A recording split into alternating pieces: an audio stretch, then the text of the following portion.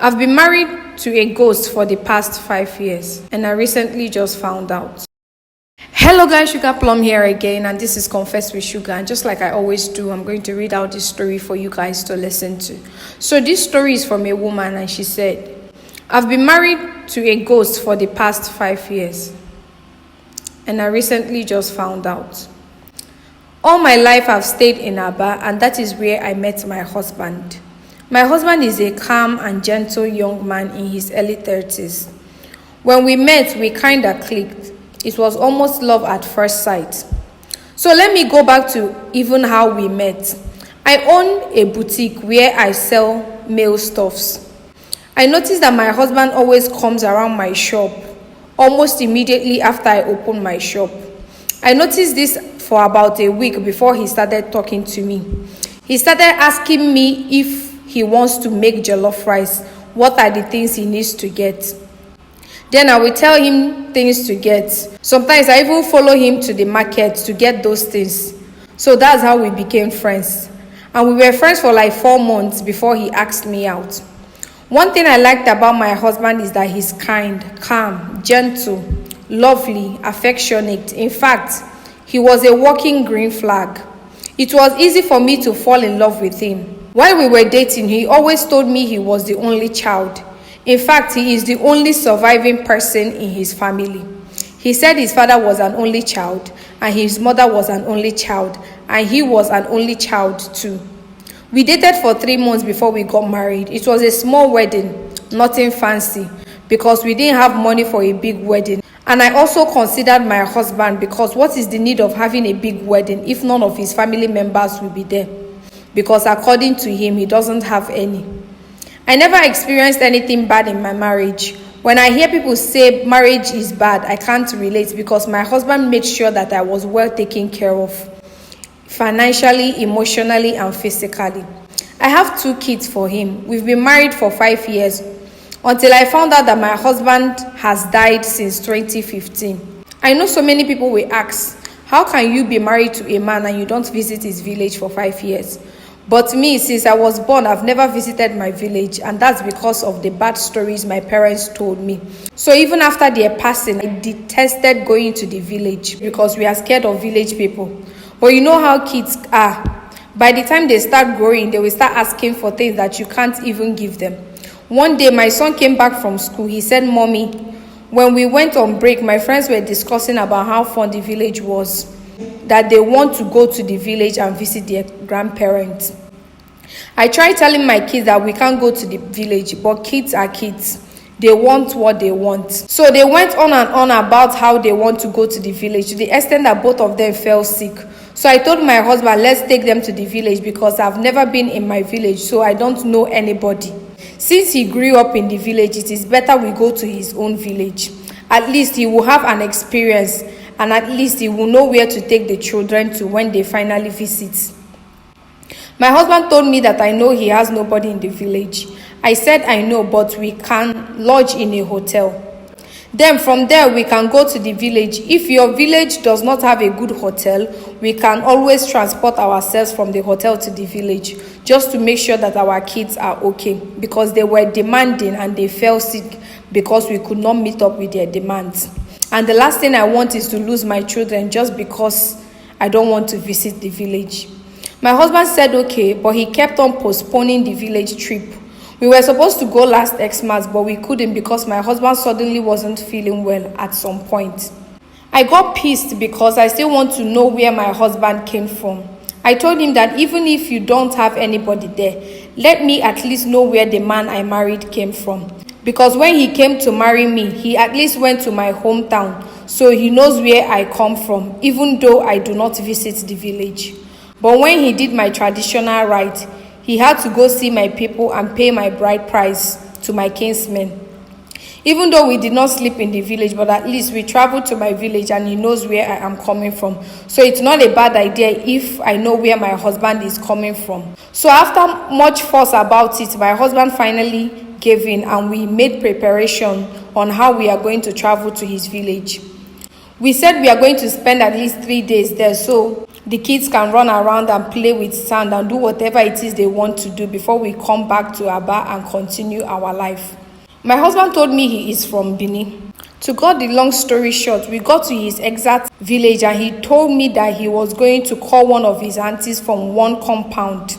And I reminded him that I thought you said you don't have any family member.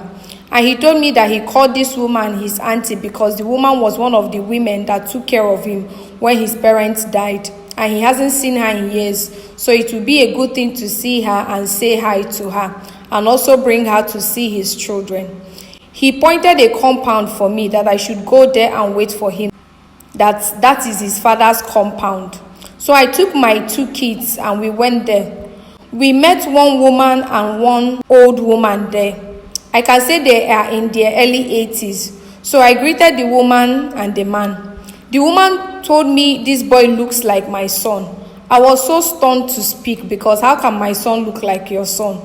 I told her I don't understand what you are saying. This is my son, and yes, people look alike. She said, no, I mean, this boy looks like my grandson. He looks like somebody my son will give birth to.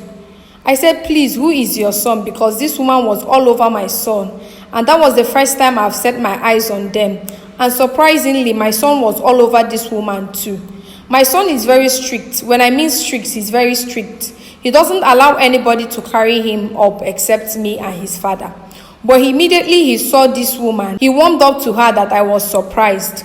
For my little girl, I was just holding her in my arms. So I told the woman that me and my husband came to this village, that he pointed this place as his compound and asked me to wait here, that he is coming. The woman told me, she said, am I sure this is the compound the person pointed?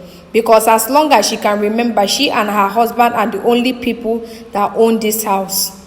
And I told her that my husband said he is coming, that when he comes, he will explain himself to her. She offered me water, but I rejected it because I hardly take things from strangers, even water. So I was waiting for my husband. I waited for my husband for exact 2 hours. In the space of these 2 hours, I was calling my husband. I was blowing up his phones. His numbers were switched off. I was scared. I thought something had happened to him. So when he didn't show up, the woman came out and started asking me questions again. She said, am I sure this is the right compound the man I call my husband pointed? I said yes. Then I brought out my phone. I showed her a picture of me and my husband with our children. That is when she screamed. She shouted at the top of her voice. Her husband came running and asked her what is wrong. She just handed him over the phone. And immediately the man saw the picture. He started screaming too. Before I could know what was happening, people have gathered and they were asking what is going on. And each time I give anybody my phone to see my husband's picture, they all start screaming. And then I got scared and they all started telling me that this guy had died since 2015. That he died in an accident while he was going to work. I said that's not possible. Maybe they are mistaking my husband for another person. Immediately, I started breaking out our videos that we made together, going to places, going out on dates, taking our children on dates, and us going to church.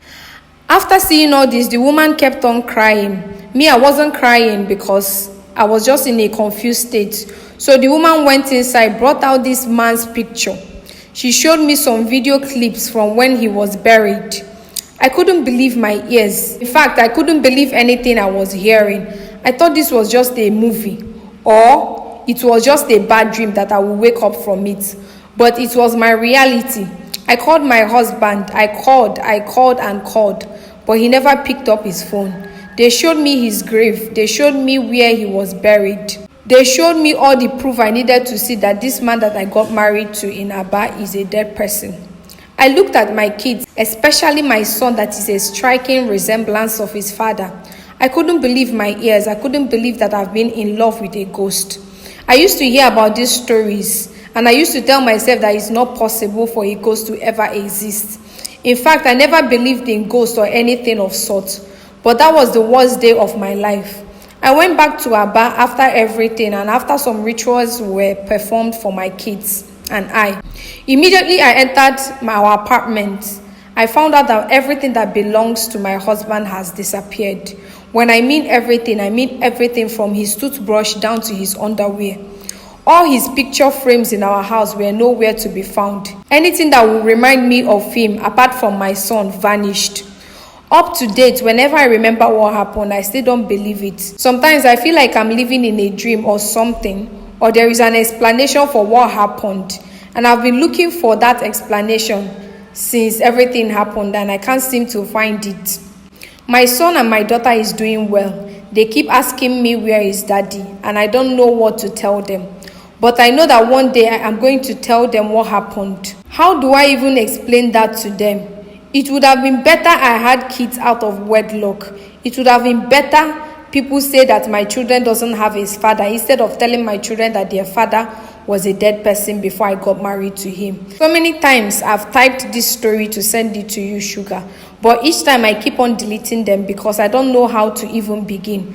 But today I mustered the courage to tell you because I know that so many things on this planet can't be explained. But the reason why I'm putting this out there because before you get married to anybody, make sure you know them. Even before you commit to that person, make sure you know them from head to toe. I was just in love with this person that I was just blinded by the love and the care he showed me. It is a hard pill for me to swallow until now. But I am healing though. I just want to tell you, Kenneth, that I will always love you no matter what. And I will take care of our children until we meet to part no more. Man, I think this is the most shocking story I've ever read. What are your thoughts?